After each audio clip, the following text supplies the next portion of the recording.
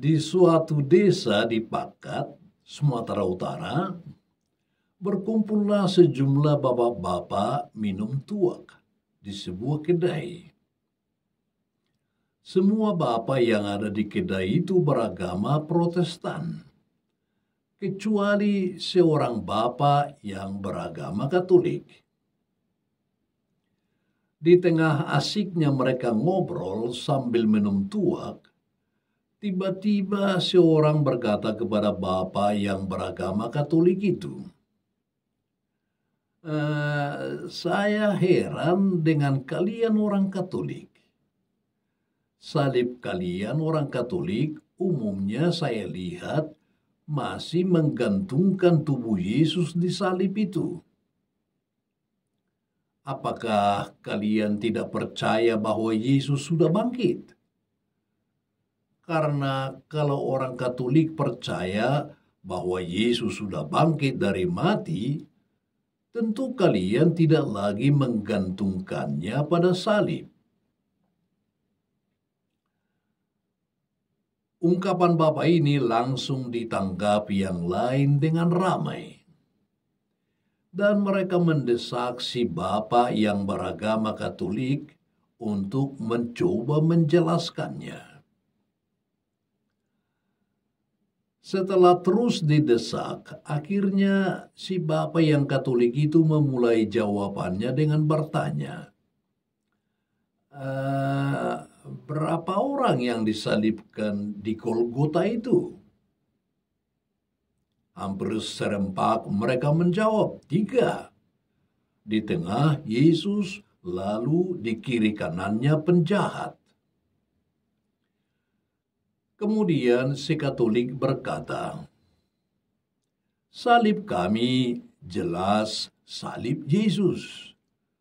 Sebab kami tunjukkan itu dengan tubuhnya yang tergantung di sana. Dan di atas kepalanya tertulis INRI, yang lebih menyatakan bahwa salib kami itu adalah salib Yesus. Salib kalian orang Protestan tidak jelas. Jangan-jangan salib kalian itu adalah salib dari salah seorang penjahat itu. Semuanya tiba-tiba terdiam.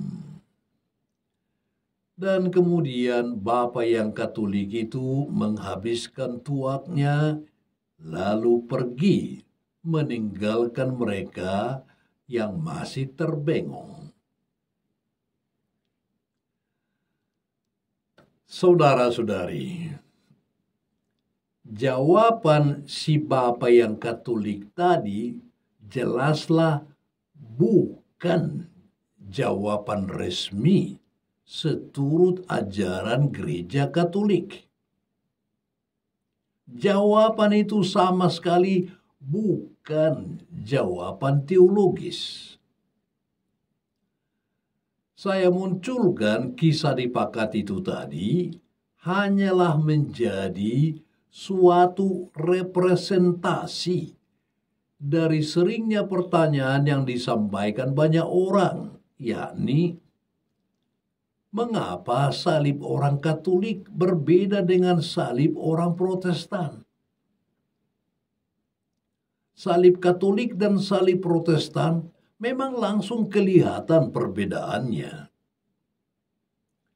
Salib Katolik umumnya memakai korpus yang ditunjukkan dengan patung Yesus atau gambar Yesus yang tergantung pada salib. Sedangkan salib Protestan tidak menyertakan korpus itu. Umumnya salib Protestan berbentuk polos saja. Saudara-saudari, kedua salib tersebut sama benarnya dan hanya mempunyai perbedaan ciri khas. Hanya saja umat Katolik begitu memuliakan Tuhan dan berharap dengan adanya Tuhan Yesus pada salib, kita akan selalu mengingat sengsaranya sewaktu dia menebus dosa umat manusia. Pada salib orang Katolik digambarkan ada figur Yesus, karena kita sangat menekankan pengorbanan Yesus untuk menebus dosa manusia.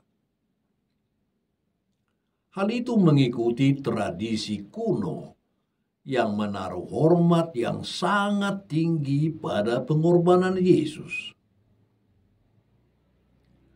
Sementara itu, salib orang Protestan polos karena mereka menekankan pengajaran Yesus agar pengikutnya menyangkal diri dan memikul salib. Dengan kata lain, melalui lambang salib yang dipakai, orang Katolik menyatakan, lihatlah Tuhan yang mati untukmu di atas kayu salib.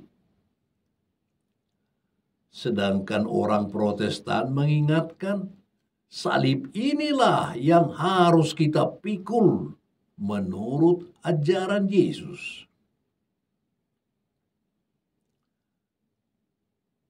Saudara-saudari, baik bagi Katolik maupun bagi Protestan, salib itu adalah lambang sebagai pengingat akan kesengsaraan dan kebangkitan Yesus. Ya, salib itu hanyalah lambang, suatu pengingat saja.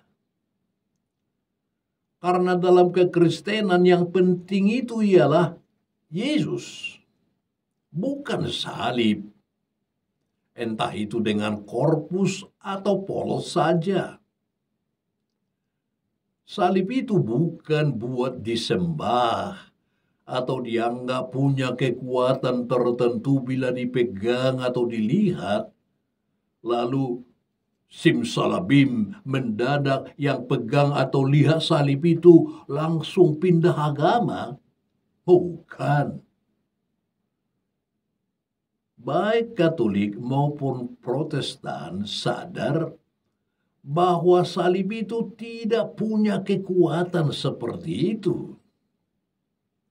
Yang diyakini punya kekuatan seperti itu adalah orang yang tergantung pada salib itu, yang disalibkan itu, yaitu Yesus.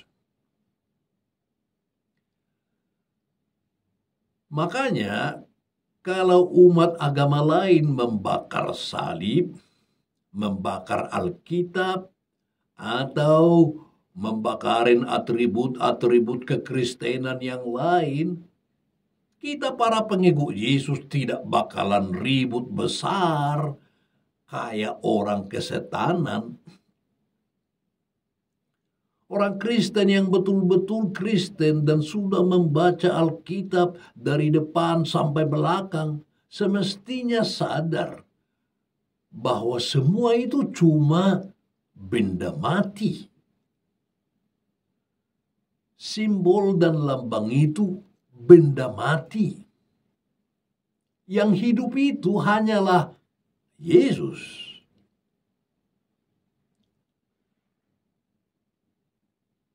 Saudara-saudari, saya pernah menonton video penyanyi rock dengan suara dan musiknya yang hingar-bingar. Penyanyi itu melompat-lompat di panggung, bergerak dari sisi panggung yang satu ke sisi yang lain. Yang unik ialah penyanyi itu memakai salib besar tergantung di lehernya. Saya coba-coba cari di Google untuk lebih mengenal si penyanyi itu. Ternyata dia seorang ateis.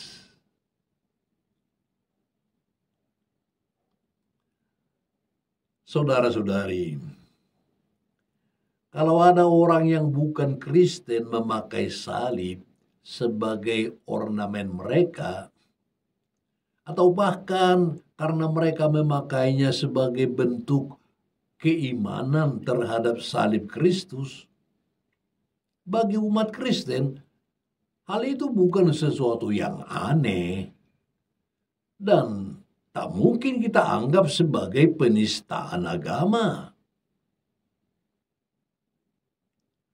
Saudara-saudariku, dengan salib kita diingatkan bahwa tidak ada kebangkitan tanpa salib.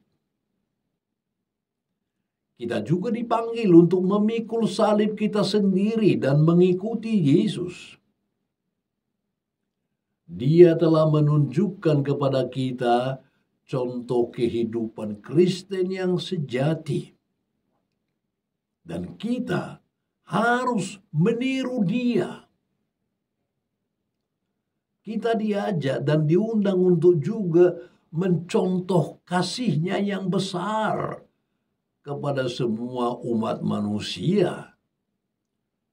Bersedia melakukan apa saja, bahkan sampai harus menyerahkan hidup kita bagi orang lain.